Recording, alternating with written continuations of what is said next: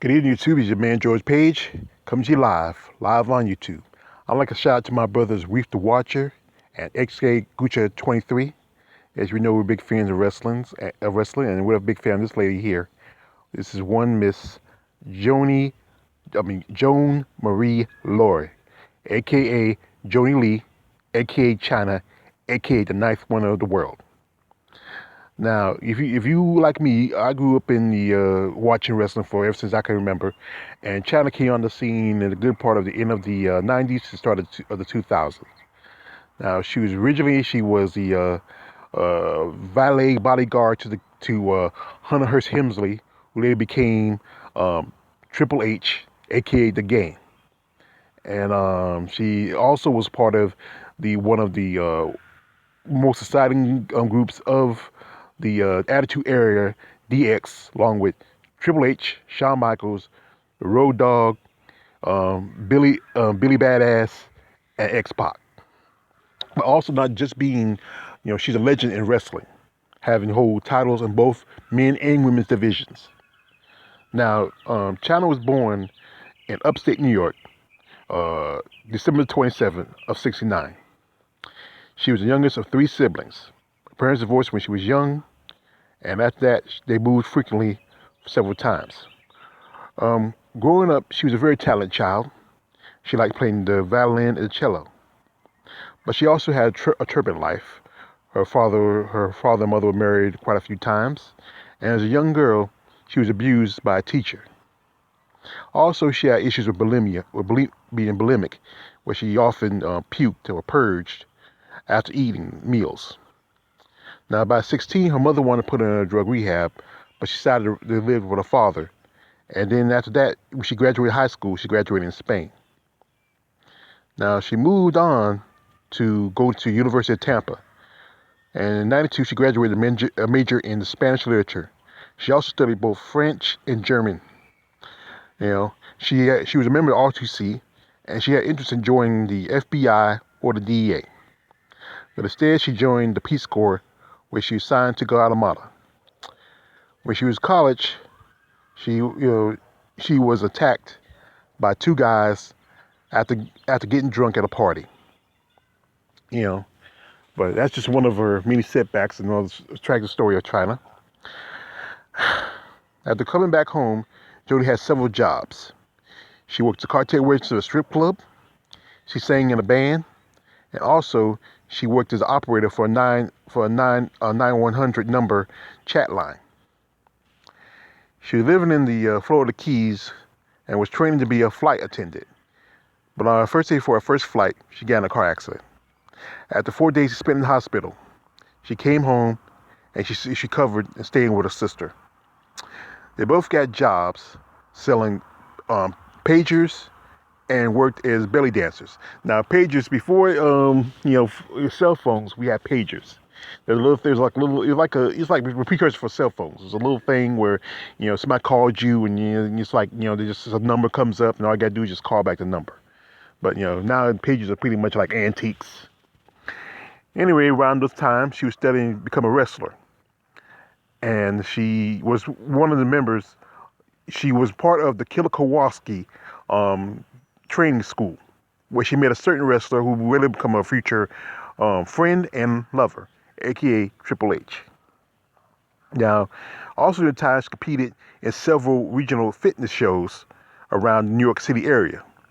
But she was kind of large for her size, and she didn't do as well and didn't place as well as she should have. Anyway, for a few years when she was studying, with Killer Kowalski, she wrestled out independents. Smaller wrestling organizations outside of WWE, at the time WWF and WCW. And often she worked with the Fabulous Moolah. Now, after '96, she reunited with Triple H, and he offered his position to become his valet with WWF. Then after a while, they had a relationship, but they kind of kept it, undercover because she won't feel like she was getting the color because of her relationship with Triple H. Now, when DX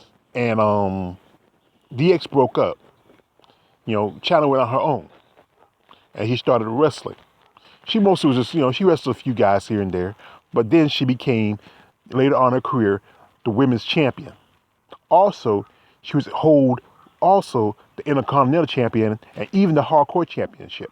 She held 3 championships. 2 were men and 1 was a women's championship.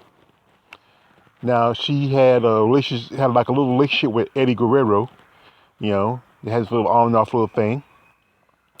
And also, after a while, during that time, her career in acting was picking up. She starred in several TV shows. This is the Third Rock from the Sun. She was in an episode of Pacific Blue. She did some movies, and even towards towards the end of her career, leaving before she left the WWE, she also did Playboy. She did 2 Playboy covers. But by the 2000s, she was really getting into the groove, into acting, and then she kind of just faded out of wrestling. For a while, she was doing some stuff here and there, some TV shows and movies. But then, she came back and she wrestled at TNA for a little bit before it became Impact. Now, Chyna had some issues, being her past of abuse and being raped, that she was into drugs and alcohol. And during her relationship with X-Pac, they did a porno. She did during after that time, she also did a few more pornos and even won a couple of awards. She did some reality shows, and also she was on the reality show Rehab, Celebrity Rehab. Chyna was trying to get back in her career in wrestling and television, but this 4 years ago, on April the 20th, 2016, she was found dead from a drug overdose in a home in California. I remember I heard that. It was like maybe a few days after Prince died, and that kind of broke my heart. I love Chyna. See, being a fan of female bodybuilders, she was the first female bodybuilder to be a professional wrestler. There's several others. Like she was a precursor for like people like I'm gonna say Midnight and Christine Wolf, aka Asia. A lot of other fitness and fitness athletes that just transition from the fitness and bodybuilding world to the sport of wrestling. Mostly for the women, I would say.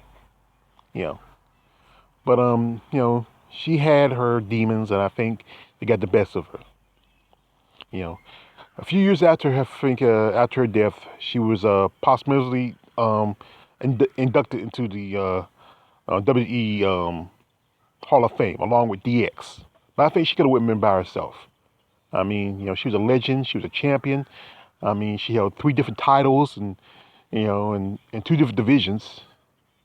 And if you're a fan of her, just watch, especially on YouTube, you can find some old videos of her, from her, her WWE wrestling days, her days with DX, When she started, this is how she looked originally. I know people talk about she had a big chin, she had a very strong, defensive face, but then later on, Vince McMahon and the company started seeing that she had potential, so they, a little plastic surgery, they shaved the chin down a little bit, and, she got breast implants, to try to make her look more feminine, more attractive, but, I still liked her as she was.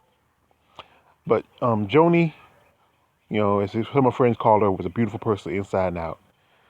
And, it was for her, the demons that got the best of her, I think she will be still around today. Rest in peace, Chyna. This is your man, George Page. Like, subscribe. Don't subscribe. I'm out.